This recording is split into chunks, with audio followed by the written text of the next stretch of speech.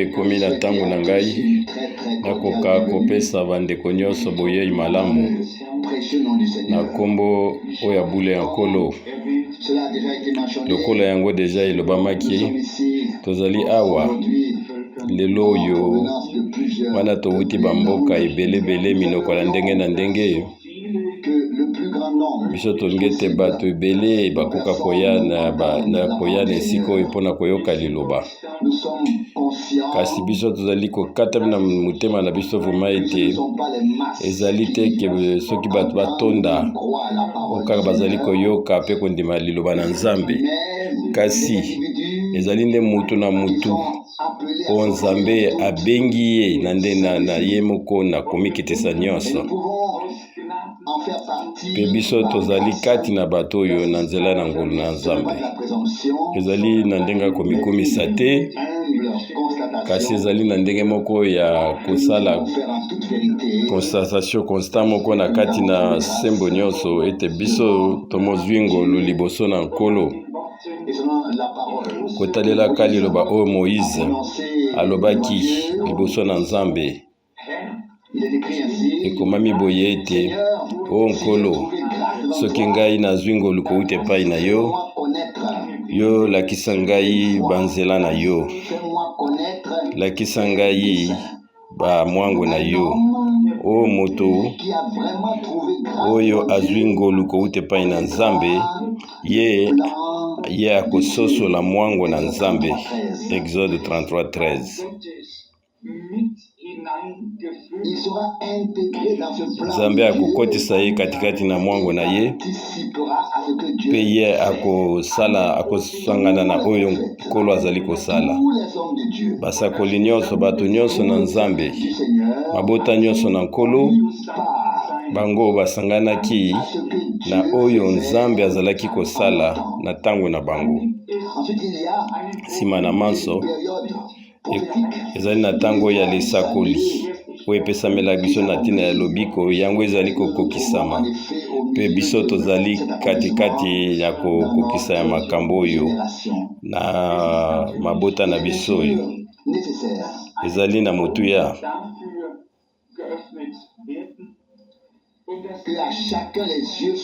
Ete moko na moko misu na ye ezala ya kofungwama na ntina ya likambo oyo, pe bakwa kolakisama na baninga te to mosusu te, me Nzambe moko alakisa moko na moko. Wana na baekolo oyo ya kotangaka Nzambe bazali koloba makambo oyo kaka ya boye.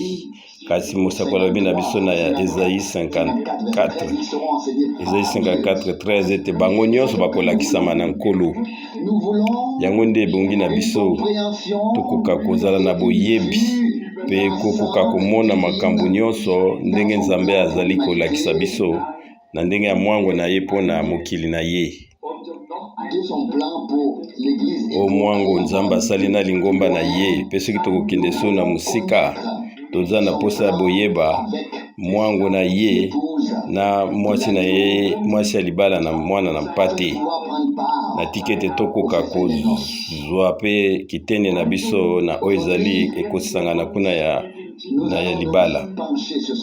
Lelo oyo biso tokosolola na mutu ya likambo oyo ezali kosolola na makambo oyo ya mibale. Ndiko na biso alobaki ete ntango makambo nyonso ezali malamu, wana Pentecote to moto ekoki kokita.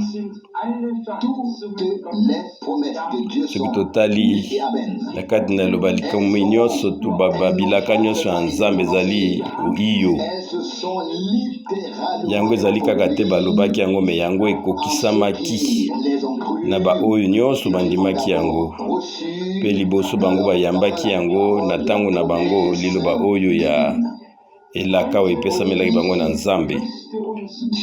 Lelo oyo pe lisusu Nzambe akokaki kotindika biso pe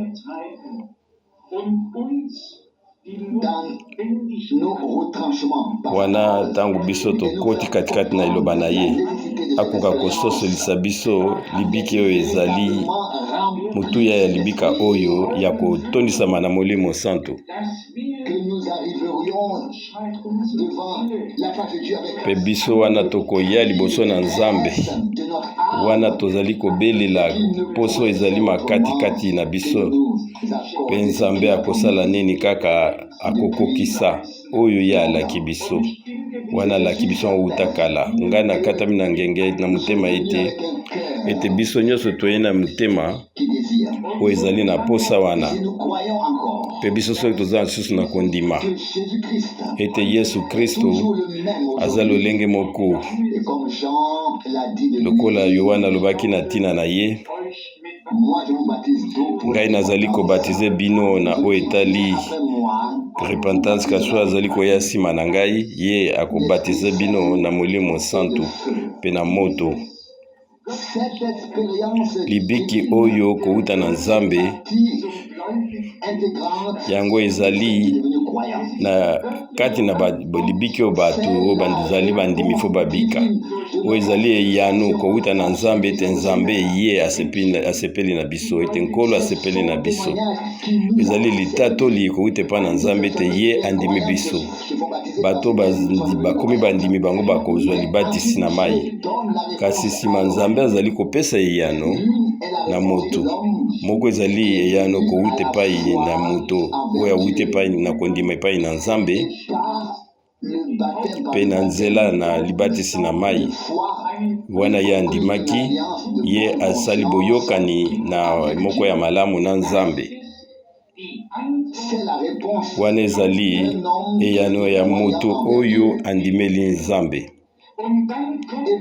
pe nsima ezali koya likambo mosusu Nzambe pe fo apesa eyano na mutu oyo akomi mondimi oyo ya liboso ezali libatisi na mai oyo ya mibale ezali libatisi na Molimo biso tokotanga mwa makomi mingi lelo oyo pe soki nazali kosenga biso tokoka kokangama te kasi tokoka komefungwama liboso na Nzambe na nzela na kondima pe tozala na elikya ni mobimba biso toza na posa ya komata na ngomba te tikokoma na lola mpona kokitisa eloko moko songolo biso ebonge na biso tozala na conscience koyeba ete moto na Nzambe ezali elikya oyo Nzambe apesi biso katikati na mwangoni ya lobiko ze lokola moko ya kobongwana ya nzoto komata na Nkolo lisekwa na ye yango ezali makambo na selo lokola Nkolo abotamaki akufi pa asekwaki mokolo na misato pe ye amataki na lola pe Molimo Mosantu nsima na yango epesamelaki biso yango ekofungama lisusu lelo te tolobi te non Nzambe deja asi asopa Molimo esi esopama pe moto nyonso azali koyepai na Nzambe pa azali kondima na nzela ya kondima ya solo lisiko Nkolo asalaki na nzela makila ya mwana mpate ye pe akozwa libiki na makambo oyo etali libatisi na Molimo Santu ngai nalingaki nakoka kosolola ata na mokuse oyo ezali likambo oyo na kondima na kala ezali base ya makambo tozali koloba na Lévitique 23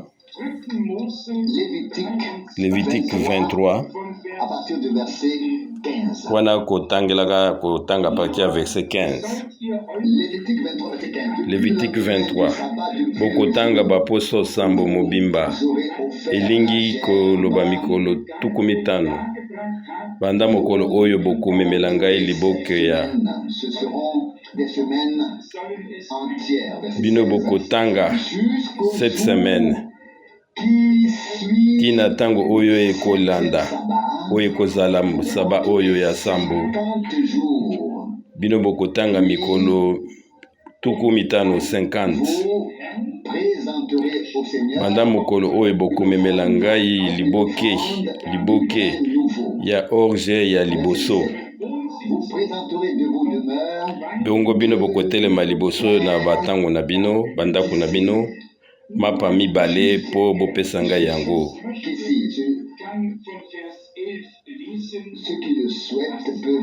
ba oyo bakoki kosepela bakoki kotanga lisusu kobanda na verset 11 mpona bazwa ndimbola ya makambo elingaki koleka mokolo wana. Ezalaki mokolo oyo ya kobuka bablé oyo ezali kobuka ya liboso oyo moko ya liboso ebongaki ememama liboso na nkolo pe ebongaki ete ba oyo bazali kobuka yango bakoka kolongola yango oyo ezalaki liboso wana yango esanganaki esika moko pe yango ebongaki ete bakanka kopesa yango ekoka kozala bomoko oyo ezali le 50e jour yango ebengami Pentecôte pe yango epesami na monoko na biso lokola mokolo na Pentecôte oyo nyonso tu ekotama esalaki nini elonamaki esangamaki esika moko pe epesamelaki na nkolo oyo ya liboso oyo ekolaki yango nde epesamelaki nkolo nkolo alobi ete solo elangesi ekomi eteli Matthieu 9:39 kati basali bazali te kasi ye moko azali komimonisa lokola oyo mombutu ebongaki ekondama na katikati na mabele pe yango ekufa nsima ebima na ntina ete yango ekoka kobota lisusu bambuma ebele na Jean 12:24 wana soki totali ete Nzambe asi abongisa nyonso na ndenge moko ya kokamwa oyo ya yambo ezali kaka te liboto moko ezali oyo nyonso to esangamaki mpona ezali kosala nzoto na nkolo yango esangami katikati na bango nkolo Yesu Kristo to azali motu ya lingomba soki biso tozali kati na baoyo na yambo baoyoyo bampate ya liboso biso tokozwa esika na biso katikati na nzoto na nkolo ya Yesu Kristo na lingomba na Nzambe na bomoi na nzela na ngolu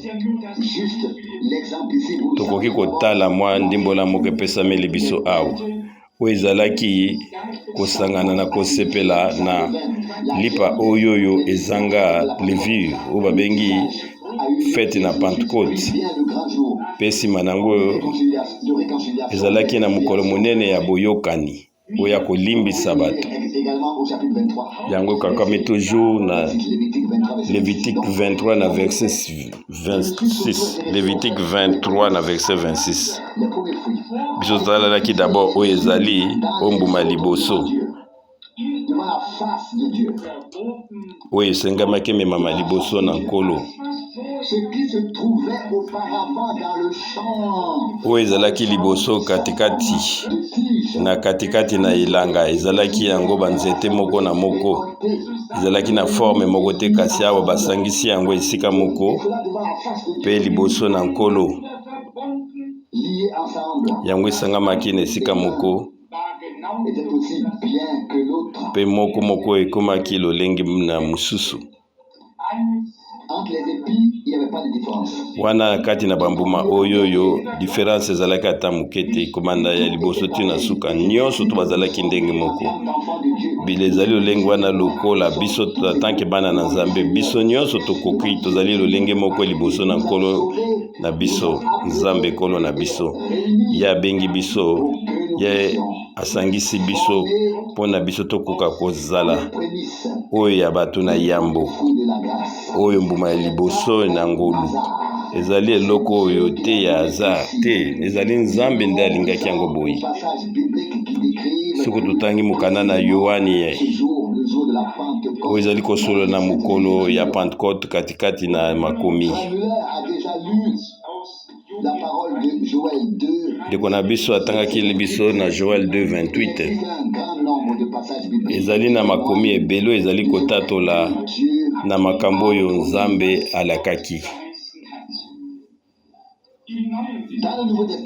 soki totali na kondima ya sika tozali komona yango ndenge nini makambo ekokisamaki soki tobandi na mokanda ya Matayi Matthieu chapitre 3. Wana totali na verset 16. Matthieu 3 na verset 16. Matthieu 3 verset 16. Wana Yesu azutaki kozwa libatisi pe wana utaki kobima na mai oyo ete tala lola efungwamaki mpona ye pe ye amonaki molimo na Nzambe pe amonaki molimo na Nzambe oyo ezalaki kokita lokola kolombe pe ezalaki koyikitaki epai na ye pe na verset 17 elobi ete mongongo moko euti na lola elobi ete oyo azali mwana na ngai oyo ya likinda, mwana na ngai na nzela na ye bolamu na ngai nyonso ezali. Yango esi epesamelaki ete eyano na nkolo ebofu eya katikati na bimoko wana nkolo oyo azalaki modele moko mpona biso na makambo nyonso ye alobaki ete bongi na biso tokoka kokokisa oyo nyonso ezali bosembo. Matthieu 3:16-15. ye azwaki libatisi mpe nsima na ye kozwa libatisi wana lola efungwamaki pe molimo na Nzambe yango ekitaki. Yesu Kristo ye azali oyo momo ya liboso katikati na bandeko ebele ko Romain 8 na verset 29. ye azali mwana na Nzambe biso pe toali bana na Nzambe lokola ete kati na Kristo biso nyonso tu tokomi na bomoi. 1 Corinthiens 15:22. oyo bomoi na seko na mokili oyo biso tobotami mpona tokoka mpe kokufa. Oyo nyonso bayaki na se oyo bango mpe bakendaki, kasi zizali na bato oyo na se oyo basosoli ete kufa ezali suka te mpe ezalaki na moko oyo azalaki na nguya likolo na kufa mpe likolo na moyini. ye ayaki na katikati na nzoto oyo na mokili mpe ye azongisaki boyokani na Nzambe. ye asombi biso mpe ye alongoli biso na kufa oyo ya libela na libela mpe ye apesi biso bomoi na seko na nzela na ngolo na ye. ezali nde Yesu ye nde nkolo na biso, na nzela na ye nde lola efungwamaki, yango nde biso toali kotanga oyo. ezalaki Josue te to mosakoli moko te, ezalaki mutu moko te to mosakoli moko te, kasi oyo akokaki koloba na Jean chapitre 3 na verset 16 ete mwana na moto oyo azali kuna na lola oyo okoki kososola yango te na nzela mayele na bato. ye azalaki awa na se, makolo nyonso mibale ezalaki na se, kasi ye azali koloba ete mwana na moto ye oyo azali kuna na likolo. Moto moko nano akiti awuti likolo te, soki azali te awuti na likolo akitaki mpe azali na lola, kasi ntango azoloba yango ye azalaki na se oyo na nzela na ye nde lola efungwamaki.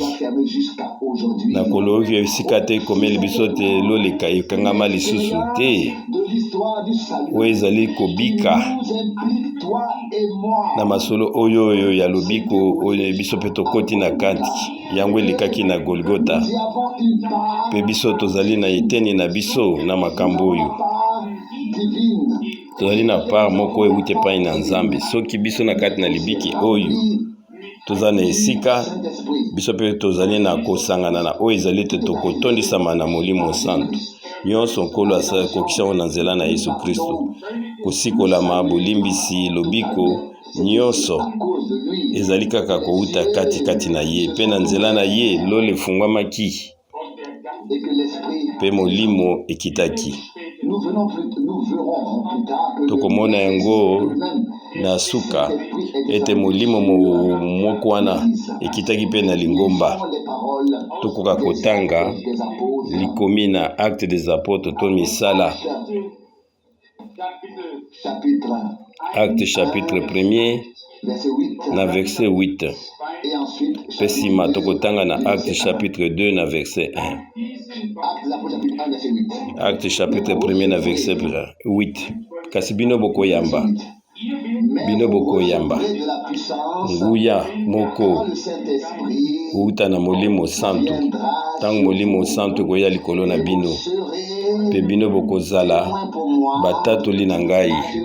Awa na Yerusaleme, na Jude nyonso, na Samari, pi na suka na mokili. Ti na suka mokili.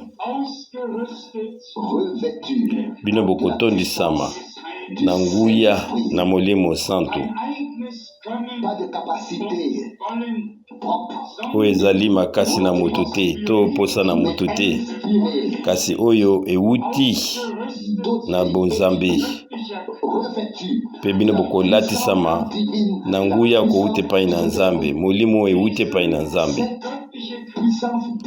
Ezali nguya oyo kouta na Nzambe, yango ebongi te ekoka komonisama na nzela na lingomba na Nzambe oyo na bomoi.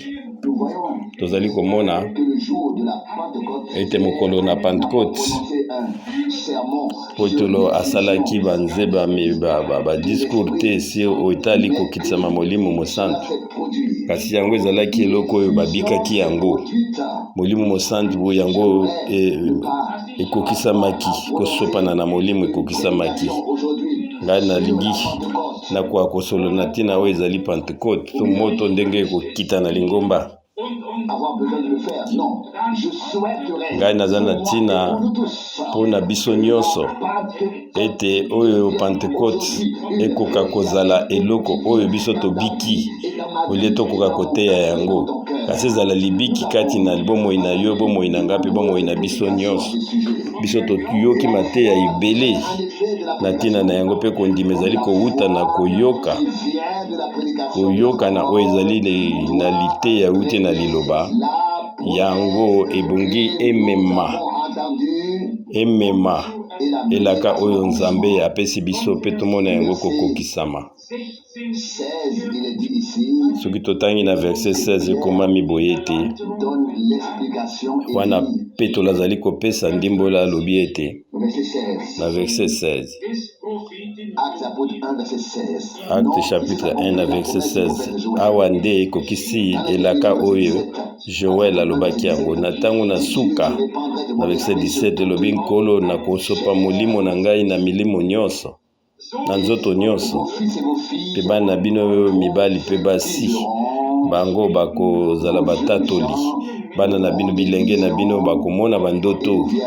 Pe bampaka na bino bakozwa bandimbola na katikati na bandoto na bango.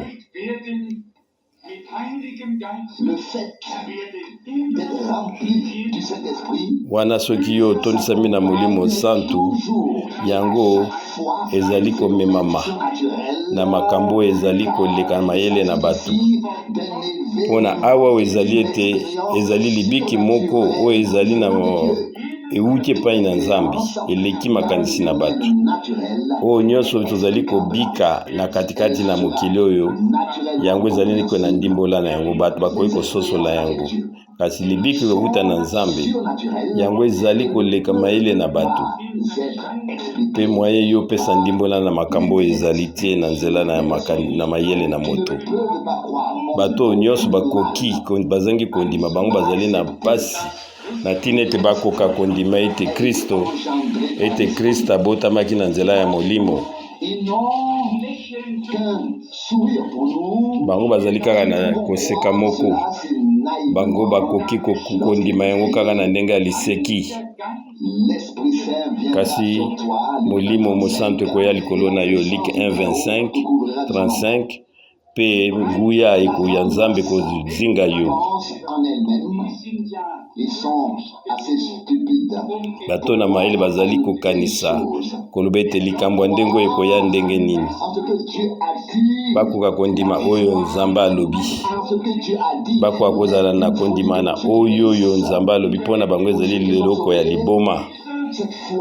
kasi oyo babikisimi bango bayebi ete ezali kondima moko wuti epai na Nzambe. 1 Corinthiens 1:18 na ntina na yango biso towuti kobika Nzambe. Ezali kaka te na ndenge ya maloba kasi yango ezali nguya kouta epai na Nzambe. Nayebi ete ezali pasi mpona kondima ete Nzambe oyo alobaki na mokili wana eloko ezalaki te apesi yango bomoi mpe makambo nyonso to ekokisamaki ntina ntango na biso lelo. Ezali Nzambe moko ye mpe azali na makasi mpona kokokisa liloba nde oyo ye alobai akomisa yango mpe na bomoi na ntina ete ye akoka kokokisa elaka na ye wuta na Nzambe. Epai na Nzambe nyonso ezali iyo ezali na ntina te yokoka koningisa motu na makambo oyo ezali na motu ya yokoka kondima tokoka kondima kouta na mitema na biso mobimba. Yango nde tozali komona oyo ezali koloba kondima oyo akoki kondima te oyo makambo nyonso Nzambe alobi na biso na nzela liloba na ye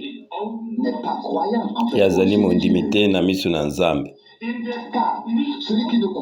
Mpono ete oyo azali kondima Nzambe te ye azali kokomisa mokosi. Na 1 Jean chapitre 5 na verset 10 tokoloba ndenge nini soki Nzambe azali solo bongo tokoka kozala na kimia te na kondima oyo ye alobaki. Ntango ye alobaki na Genèse 1:11 ete nkolo mokili eposa banzete yango esalamaki. Na Genèse 1:14 abaki ete pole ebima. Na Genèse 1:16 ete butu ezala mo ezala yango ekokisamaki. Kondima ete Nzambe alobaki eloko mpe yango ekokisamaki. Azalaki na posa na mutu te mpona koka kosalisa ya kokisa mwango na ye to mokano na ye. Kasi soki ezali ya kobika bilaka nkolo apesi biso na ye mei mpe tokoka koya kozwa oyo nyonso ye alaki biso ebongi na biso tokoka kovanda wana biso zali koyoka liloba na Nzambe na kondima moko Maria azalaki na ntango na ye. Na 1:38 ekoka kosalamela ngai lokola liloba no elobi mpe yango ekokisamaki ndenge wana. Ekoka kosalama na bomoi na lokola yo olobaki yango mpe yazwaki liloba na lilaka na ntango na ye. Yazwaki mpe Molimo Santo yaki na liloba oyo yambaki na motema na ye mpe liloba wana ekokisamaki. Yango mpe koki kozala lolenge moko na ntango oyo ya pokwa oyo na esika biso tosangani.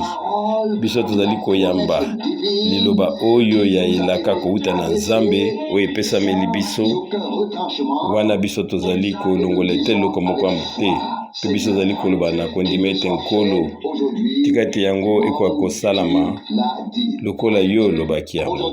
Lelo oyo yo okobatize ngai na Molimo Mosantu mpe na moto kouta epai na yo. Lelo oyo yo okopesa ngai kotala oyo ya kondima mpona ete nakoka komona kolomona ete lola kofungwama mpe nakoka komona ete molimo esi ekitaki mpe biso tozali komona awa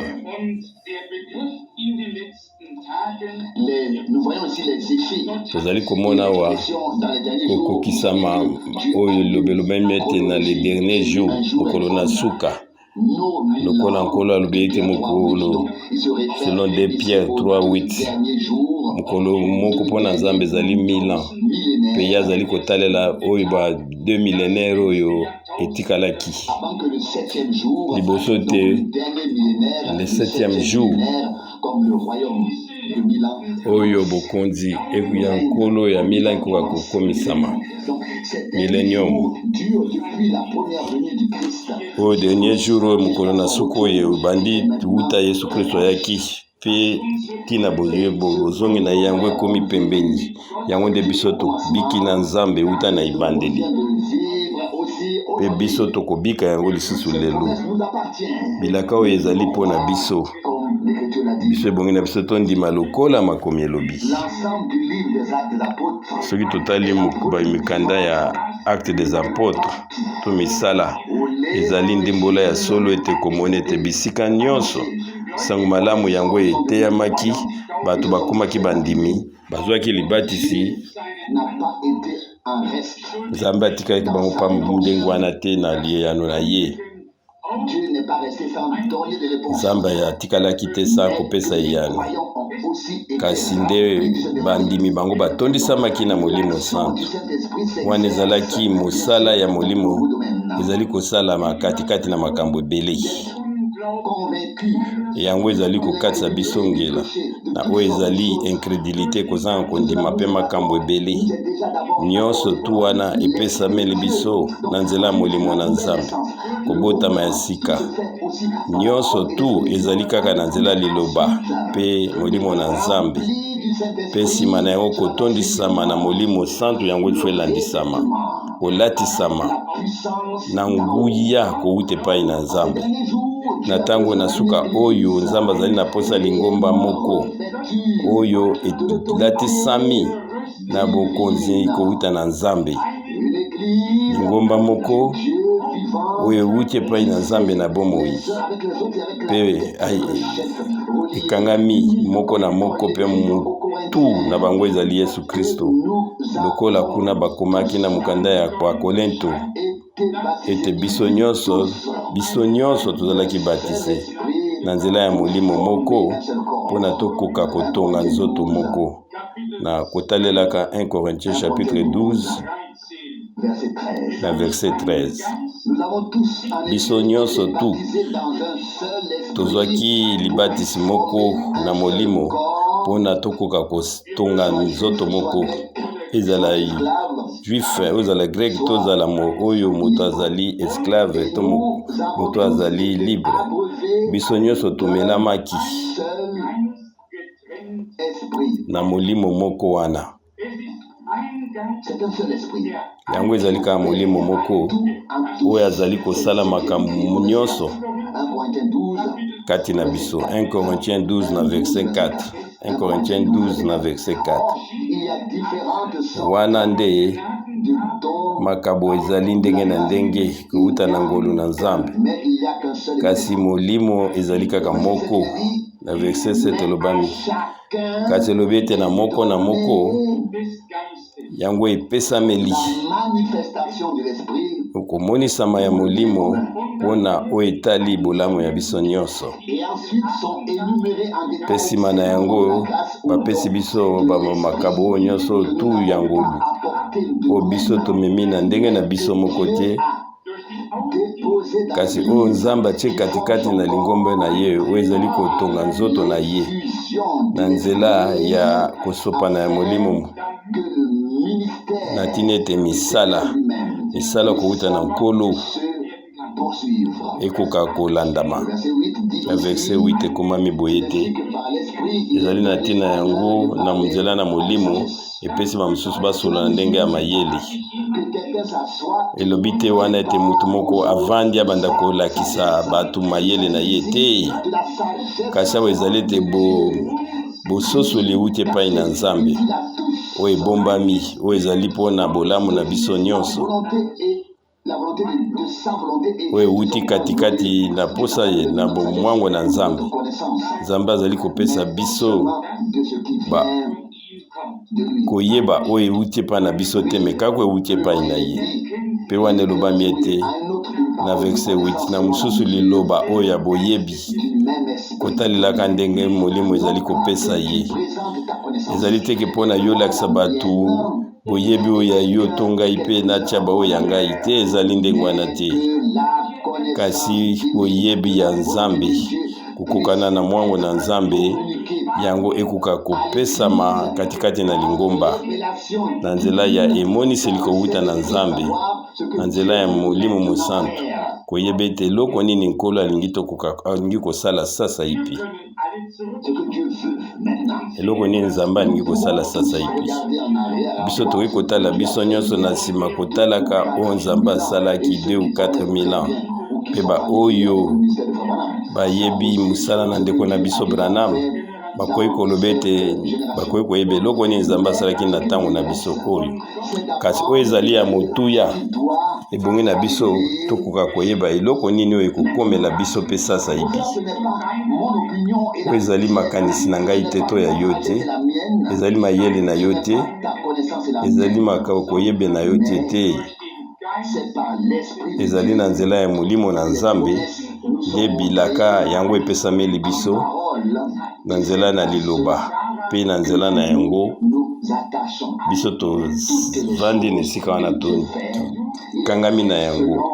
Makambo nyonso tu Nzambe azali kosala yango kokokisama na liloba na ye.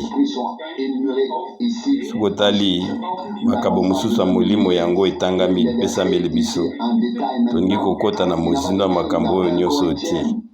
Kasi soki mpe totangi na mokanda ya 1 Corinthiens na chapitre 14 na verset ya 2 wana kotalelaka makambo oyo ekoki komonisama katikati na lingomba. Nzambe abongwani te, eloko moko te bongwani na oyo etali Nzambe, kasi yango etikali libela mpe yango ezali solo kotalelaka mwangu na Nzambe na lingomba na ye.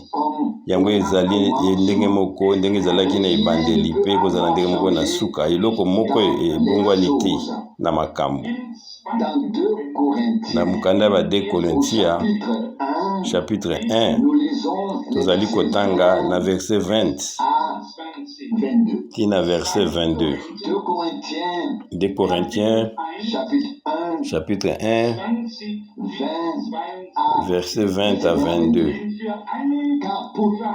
Ponete na wetali bilaka nyonso na Nzambe yango nyonso zali iyo ezali katikati na ye na tina na yango pe amen ekokisami na kati na ye na nkembo na Nzambe katikati na biso. Na verset 21 ezali nde ye nde atongi biso na bozindo nyonso, ngai mpe biso ezali nde Nkolo apakoli biso. Na verset 22 mpe ye nde atie danga na ye kati na biso mpe ye apesi biso Molimo lokola oyo ya ebandi ya liboso na mitema na biso. Oyo ezali liloba oyo ezali kaka likolo te, kasi oyo ezali na motuya makasi oyo ezali na mozindo makasi. Ye apesi biso mwa ndambu, apesi biso eloko ya motu ya garanti ote oyo ayambi Molimo na Nzambe lokola danga. Yango ezali eloko epesameli ye lokola onction te, kasi yango epesameli lokola danga kowuta na Nzambe mpe biso tokozongela yango kala mingi te. Mpona ete ezali na bato ebele na mokili mobimba oyo bango bazwi kaka mwa epakolami kowuta epai na Nzambe, kasi bango bazwaki nanu liloba oyo ya solo te.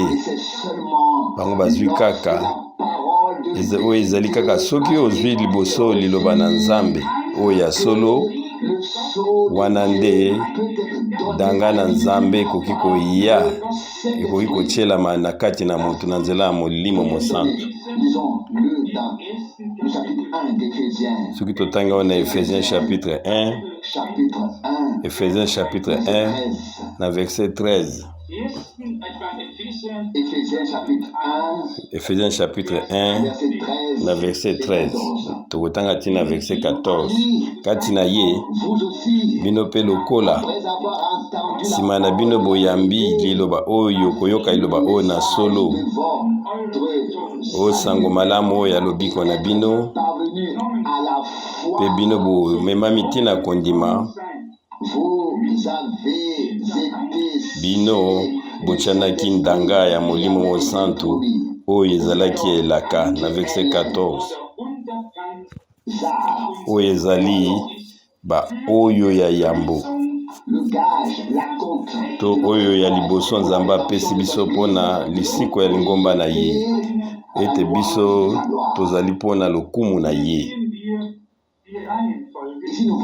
Awa biso tozali komona ndenge makambo epesameli biso na polele na liloba na nzambe na nzela na ngolu. Mutu moko te akoki kolimbola makambo na ndenge na ye, kasi moko na moko esengi kaka ndima yango.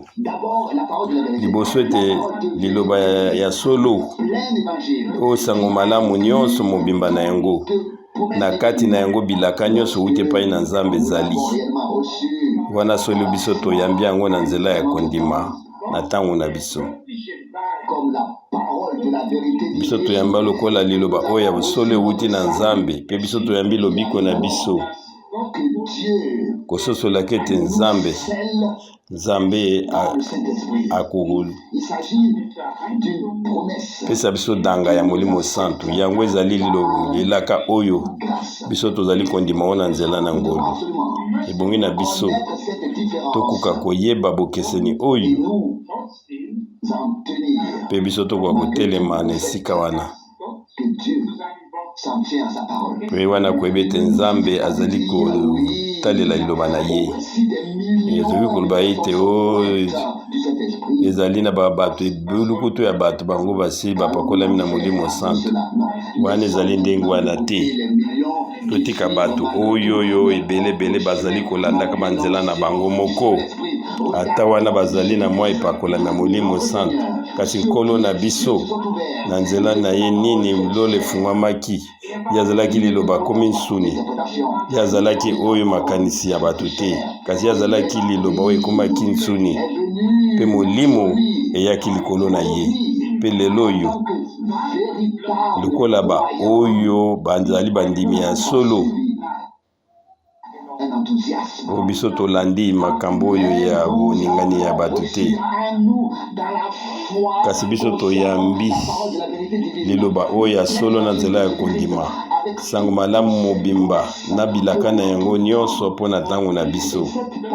Pe liloba wana kouti epai na nzambe evandi katikati na biso yango nde ekomema molimo mosantu mpona ete liloba euti na nzambe ye moko.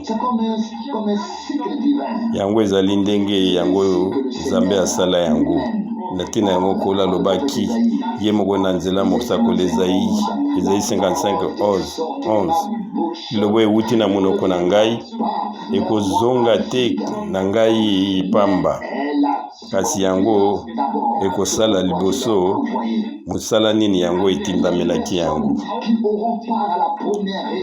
Bato oyo bakozala na bakobika leseko ya liboso pe bango bakomema makuna na mapata pe bango bakomona elongi na nkolo ezali ba oyo kaka ba oyo bayaki kaka ndenge wana te, kasi bango bayambaki liloba oyo na solo o sango malamu oyo mobimba wana eloko moko te ezangaki na Matthieu 4:4. Moto akobika kaka na kwanga te, kasi na liloba nyonso euti na monoko na nzambe yango nde bongi ekota katikati na biso, kasi liloba nyonso euti epai na nzambe pe biso toyoki yango ntango nyonso. Ebongi ete soki ete moyini lokola atindaki Eva kwa kokweyisa liloba na nzambe yango ekokaki mpona ete kokweya nyonso ekoka kokokisama. Pe nsima Kristo ayaki na nzela ya botosi na ye azalaki liloba oyo esali nsuni ye akomaki oyo ezali lobiko mpona ba oyo nyonso tu bazali kotika ete bango babulisama na nzela ya liloba. lokola ye alobaki yango na Jean 17 verset 17 bulisa bango na nzela liloba na yo ezali solo nyonso wana ezali kokende na lisanga kati na ye biso pelo na Ephésiens 1 soki biso tozali ya solo lokola yango ekomami awa tote tozalaka bato oyo ya bandimi ndingi na ndenge na bango te kasi ba oyo bayambi liboso liloba oyo ya solo osango malamu ya lobiko bango baye na kondima bino pe lokula bochani danga na molimo santo oyo ezalaki elaka na verset 14 oyo ezali danga oyo ezali likabo Nzambe apesi biso mpona lisiko ya lingomba na ye mpona komatama na nkembo na ye soki biso na tobiki makambo oyo te toyebe ete yango ekoki kokoma lelo mpe to ntango nyonso ebongeni eloko moko tokoka kotia beta se te biso toyambi liloba oyo ya solo tokoka koloba amen solo biso toyambi yango na motema na biso liloba oyo ya solo toyambi yango na ndimi na kondima oyo ezali masakoli nyonso na bilaka na yango tolobi amen. Nzambe akoki kosala ndenge mosusu te kaka soki kokokisa katikati na biso liloba oyo ye atiaki katikati na biso mpe yakoka kopesa biso na nzela ya ngolu na ye oyo ezali danga ya molimo na ye ezali te mpona ya ngai te na ntina ya liloba oyo oyambi amen. Mpe wana mutu moko akoki komidondwa te liboso na Nzambe soki mutu moko alobi ngai nazwaki libatisi na nzela ya molimo bosana yango soki mutu moko alobi ete ngai na expérimenté seulement toyebi bato ebele na mokili bazali kolobaka batatoli oyo kasi oyo Nzambe amone abiki libiki d'abord ya liloba mpe azali komema na motema na ye liloba oyo lokola ezali eloko moko ya motuya ekoki kozala kasi mpo na motu azali na makambo boye kaka na monoko aza na yango na motema na ye te kasi oyo azali nango katikati na motema na ye ye nde akotondisama mpe lisusu na monoko na ye monoko na ye ekotondisama ezali ndenge mayele Nzambe apesi biso oyo ezali molimo na Nzambe soki ezali koya likolo na baoyo nyonso babotami isika kowuta na momboto oyo ya incorruptible ewuti epai na Nzambe mpe bazali katikati na bango bazali na sango malamu na oyo nyonso to oyo epesameli bango oyo ekomami na Ephésiens chapitre 4 na verset 4 kuna tomoni ete nkolo azali kopesa biso bokebi moko mpona na kotalelaka baoyo basalaki libiki wana oyo ya kotya na ndanga bokoka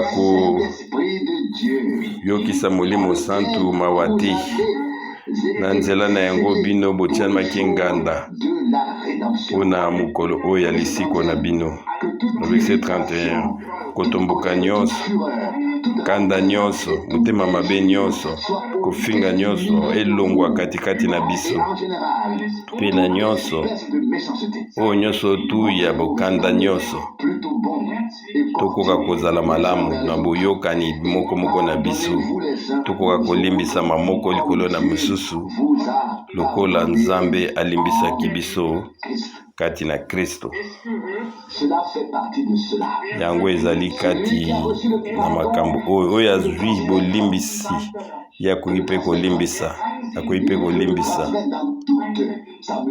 yakolimbisa na munene ne nyonso yakoki kolimbisa kasi oyo akoki kolimbisa te ye mpe nani azwa bolimbisi te kasi oyo azwaki yango akoki mpe kopesa yango baninga oyo asali libiki ya koyokana na Nzambe akoki mpe kozongisa boyokani oyo ye azwemi na bantu.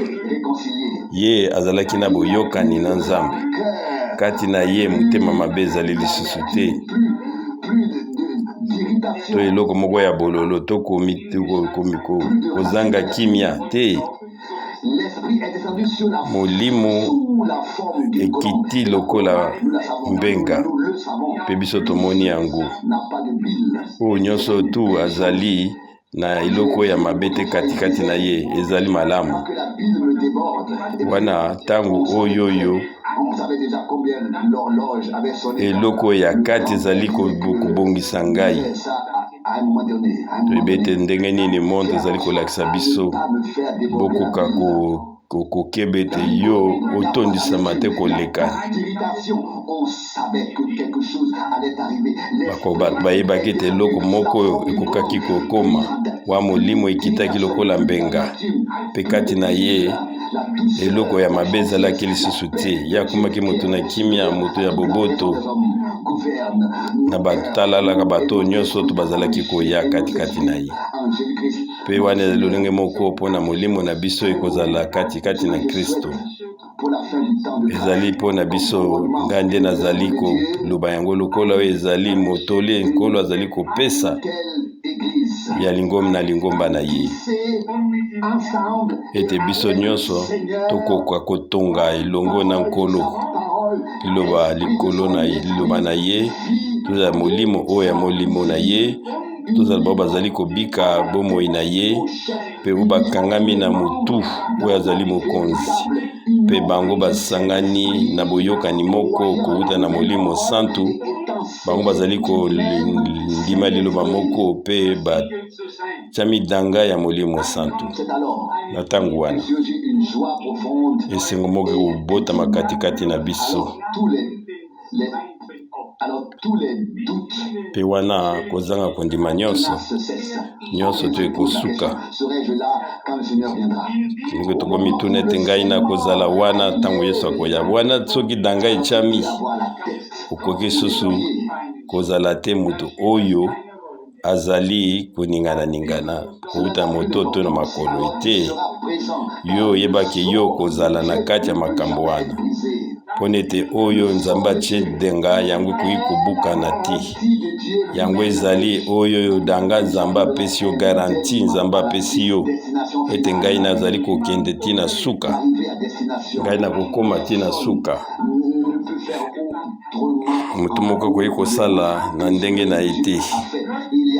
Nzambe asi abongisi asala makambo na ye lokola ngai nalobi yango ezali kaka epakolama te kasi ezali nde kotya na danga kouta na molimo santu. Nsima liboso ezali yo oyambi liloba oyo ya solo, oyambi liloba oyo alobiko na yo mpe yo ndimi yango mpe nsima na manso Nzambe akoya kokokisa kati na ngai wana ye akotya danga ya molimo santu ete biso kolakisa ete biso tondimi ete biso toyambi ete ngai nakatami na motema na ngai ete Nzambe akosala yango eputi nete na ntango wana ntango nkolo akoya nzoto oyo ezali na kufa yango mpe ekoma na bomoi na nzela na ngoyo na Nzambe oyo ezali katikati na biso na Romains 8:11.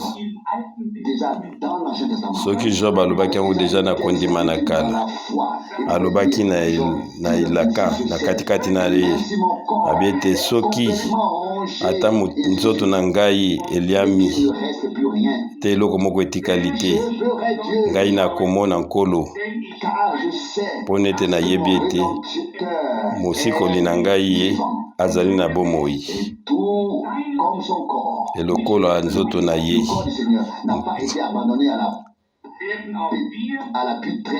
lokola nzoto na nkolo yango etikalaki te na kopola biso mpe tokozala na nzoto oyo ya lisekwa oyo ekokoma lisusu mokolo te kasi nzoto oyo nkolo aza nango lelo na ntango wana ezali mpona biso oyo etali nini Pentecôte kobika libiki moko ya solo na Nzambe. Le 120 bango bazalaki na kosangana, bango bazwaki katikati na bango oyo nkolo alakaki bango pe nsima na yango kokokisama yango ekomaki Molimo Santu yango ekitaki bango nyonso bazalaki na kondima moko pe na elimo moko pe nsima ntango Molimo na Nzambe yango emonisamaki kati na bandimi na baoyo babikaki pe bapambolamaki euta na Nzambe. Yango nde ezali posa na ngai pe mpona biso nyonso pe na ntango na suka na ntango na ngolu tokoka kobika oyo Molimo moko ya Mosantu kosopana ya Molimo katikati na momboto oyo ya solo na Nzambe pe na moko bandimaki pe bango bandimaki bilaka ya solo oyo nguya oyo ezali kopesa bomoi ekoka kozala ekota katikati na biso ete laka moko na moko oyo ekomami na katikati na Biblia oyo ekoka komona kokokisama na yango katikati na biso lokola biso totangi yango na 2 Corinthiens chapitre 1. Là, nous avons été directement impliqués. Wana biso tozali pe kati na likambo wana. Que peut-être dans aucun autre verset. Lokola nanu na encore une fois 2 Corinthiens na verset 20. 2 Corinthiens chapitre 1 na verset 20. Car pour toutes les promesses de Dieu. Kapone ete ezali na bilaka nyonso kouta na Nzambe, ezali nde kati na ye nde ezali iyo, pe ezali nde katikati na ye. Car il lieu l'amène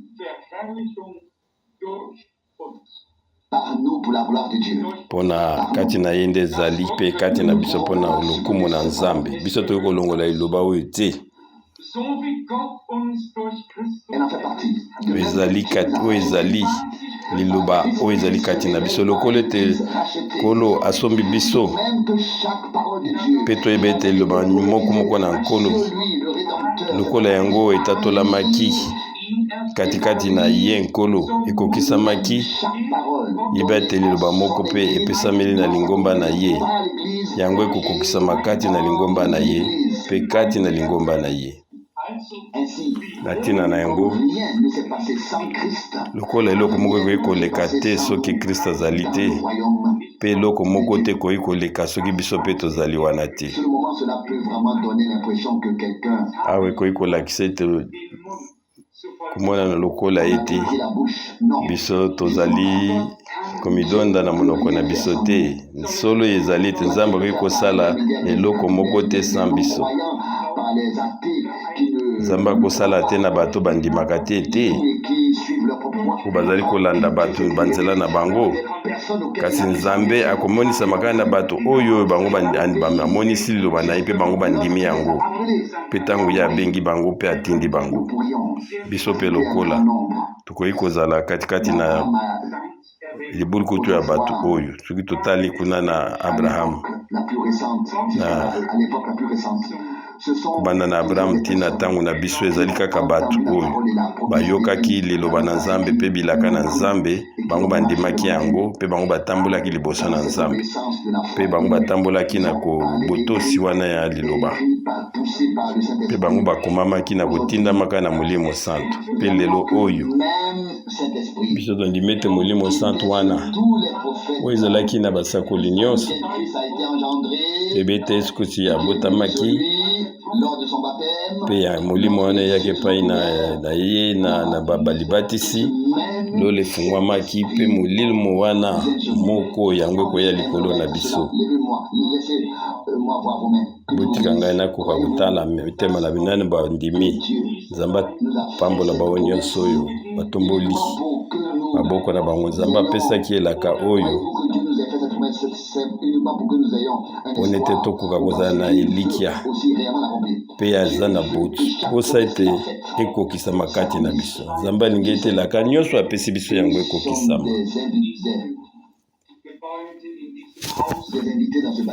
Nandimi ete biso to oyo babengami na katikati na ndako oyo, kasi nalingi nayebisa bino eloko moko wana biso tokende kosambela, bokanga mitema na bino te mpe minoko na bino te. Mpe biso toyebi yango biso nyonso ete ezali ntina ya koganga te. Biso na posa ntina ya koganga te na esika oyo. Mpe tozala bato te oyo bavandi kaka kimia te. Biso tokoki kozongisa matondi epai na Nzambe. Nzambe na biso azali oyo ayokaka, azali te oyo azanga matoi lokola banzambe na Bala ya bastarte. Ndenge Eli alobaki yango na 1 Roi 18:36. Eli alobaki na Nzambe na ye, asololaki na Nzambe, agangaki te mpe eyano eyaki. Yango nde ekomami na 1 Roi 18:36. Nkolo tika te bayebe ete lelo ete yo nde ozali Nzambe na Israel, mpe yo nde nga mosali na yo nasali ko nyonso kokaloba na yo.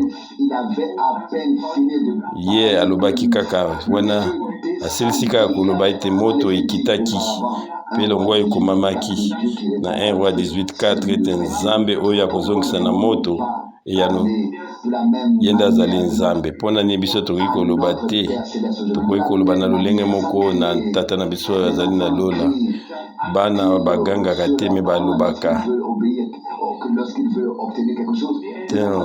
bato na sukani kosenga eloko epai ya tata na bango, bagangaka te balobaka. Mpe tata ayebe ete ngai ifo napesa na Luc 11:13 abi ete soki bino bozali bato na mabe, boyebi kopesa biloko malamu na bana na bino, bongo ekoleka boni tata oyo na bino na likolo akoboya kopesa bino molimo na baoyo bazali kosenga ye. Bongi na biso tosolola na Nzambe lokola un ami asololaka na moninga na ye. Lelo nkolo biso toyoki liloba na yo, biso toyambi yango, biso tondimi yango, nkolo yo kokisa yango sasa ipe. Mpe topesi yo matondi mpona ete yo osi osali yango. Biso ozali kosenga na oyo na olola oyo yo ezali ya kokangama te. Toyebi ete lola eza deja ya kofungwama mpona ete nkolo alobaki yango na kotalelaka Jean 1:51 abi ete sasa epi bokomona lola kofungwa mpe bamwange na Nzambe komata mpe kokita. Mpe biso lelo oyo tokoki kozala bao batondisami na Molimo Santo lokola bandeko na biso bayaki na ebandeli. Ebongi na biso tosala na boyokani moko katikati na liloba na bosambeli na biso, mpe tozwa ntango mpona kozongisela matondi na kondima na Nzambe na biso. Nange naloba lisusu, moto moko aza na ntina te akoka kobondela kosenga to moto azela te. Na ntango na kala Nzambe alobaki lisusu ete bozela na Yerusalemu na Luc 24:49. Ebongaki amata d'abord na lola liboso ete mokili oizwa yango. Sasa ebe biso tokoki kozwa molimo oyo moko te akoki koya lokola moto na mawa kosengasenga te. Biso ozali lokola bana na Nzambe, biso ozali koya liboso ya tata na biso bazali na likolo, mpe tolobi ete nkolo lelo biso toyoki liloba na yo, tondisa biso, tia danga na yo na liloba na yo, kanga yango na mitema na biso na nzela ya Molimo Santo. Mpe bobosana likanisi oyo te, nyonso esangani na oyo ezali elaka, ezali molimo ya elaka. Bino bopesamelaki ndanga na molimo oyo elakanaki bino, Ephésiens 1:13. Molimo oyo elakami yango ezali komemama kotambola elongo na liloba oyo elakaki pe yango ekoka kotiama danga na bato bayambi liloba oyo yango elakamaki yango ezali solo lingomba oyo ya mwana na mpate oyo ya bomoi yango ekesani na mangomba mosusu oyo kaka bango bapakola bazwi lipakolami bango bazwi kaka lipakolami liloba oyo na elaka pe na molimo oyo na elaka ezali koya likolo na bana na Nzambe yango nde Paul alobi na kanda na Galati abete bino bandeko lokola lolenge moko na Isaac bana na elaka liloba moko eloba pesamelaki elaka epesamelaki pe elaka wana ekomaki na bomoi pe elaka liloba mpona ntango na biso toyoki bilaka oyo Nzambe apesi biso pe wana molimo ya elaka yango ekolanda liloba oyo na elaka yango ekoka koya na baoyo nyonso bayambi liloba oyo na kati na mitema na kondima na bango Nzambe akoki te Nzambe akoki kosala te koleka makambo na komikitisa lokola oyo esengi biso tozongisela ye matondi kowuta na mitema na biso mpona ete na kowuta na kati na nkombo na ye ya bule amen totelema mpona tobondela Alléluia. Tokoa koloba kaka pe na pete nyonso wana biso zali konetola kombo na ye oyo ezali kotuta mitema na biso. Alléluia. Nzambe moyenge beni tozali kozongisa matondi kouta na mitema na biso atina ete eloba moko nyonso oyo olobeli biso ezali solo biso toyambi liloba oyo na solo maloba oyo nyonso ya liloba ya elaka biso toyambi yango biso tondimi yango. Nzambe oyo moyenge beni tozali na esika oyo mpona ete yo okoka kotia biso danga ya molimo na yo oyo lakaki. O nkolo mwana na mpate pambola biso lokola yo pambolaki ba oyo nyonso ya yambo. O nkolo yo pesi biso liloba na yo ekomi monene pe ya motuya biso tolingi yo pe biso tozongiseli yo matondi na tina ete yo otali biso na mawa na yo. Alléluia. O nkolo fungola balolemo na biso pakola bambebo na biso fungola mitema na biso pe minoko na biso na tina ete biso tokoka kozongisela yo matondi tokoka kokumisa yo na lisanga nkolo na maso yo osali katikati na biso. Alléluia. Yo osali makambo ezali minene pe oyo eleki monene. Alléluia. Alléluia. O Nzambe yo bengi biso kotalaka na kati na bato ebele yo bengi biso tokoka kobima yo nde obimisi biso yo olakisi biso ndenge ya kolimbisa yo opesi biso bomoi na sika. Nzambe oyo azali moyenge beli tozongiseli matondi na tina na yango. Alléluia. O nkolo Alléluia. Nkolo Nzambe na ngai lola pese yango ekoki koleka bangomba pe bamai minene koleka kasi oyo azali na kondima ye ya komona. Amen. Oyo loba Alléluia mpona mbala mosusu koyembo na Nzambe. Alléluia. Akumisama Nzambe na biso nkolo biso tolingi yo tolingaka yo tolingaka liloba na yo nkolo biso tolingi mpe tokoka kolingana moko likolo na mosusu na bolingo na yo nkolo. Alléluia. Nkolo yo oyebi ntango biso ozali kobika mpona ete biso ozali kokoka kobondela te ndenge yo olingi kasi biso toyebi ete oyo molimo na elaka yango ekokokisa lelo ezali kolanda liloba oyo ya elaka mpe nkolo biso tokozala sele na saint esprit oyo pelaki biso. Alleluya. Yango ekokosala masasa ipi mpona ete yo ozali kati na biso, yo ozali awa na nzela ya molimo mosantu na yo mpona ete okoka kotondisa biso nyonso na danga na yo. Merci nkolo, tozali kozongisa matondi epai na yo mpona ete ezali awa ete nkolo bampata oyo osombi na makila na yo bango basangani awa na nkombo na yo na yo lokumu masanzoli. Tozali ba oyo osombi yo kangoli biso, tozali libota na yo nkolo. Nkolo tozongiseli yo matondi mpona liloba oyo na elaka mpe molimo na elaka. Alleluya. Alleluya. Oh nkolo na ngai, salete nkolo tozala ba oyo bazali kokweyisa bato te na ndako oyo, kasi tozala lipamboli ya Nzambe. Oh nkolo yaka kati na biso na ndenge moko na nguya na lunguya no mobimba. Alleluya. Alleluya. Amen. Alleluya. Alleluya. Na kombo na yo ezali monene ya mutuya pe ya bule. Alleluya.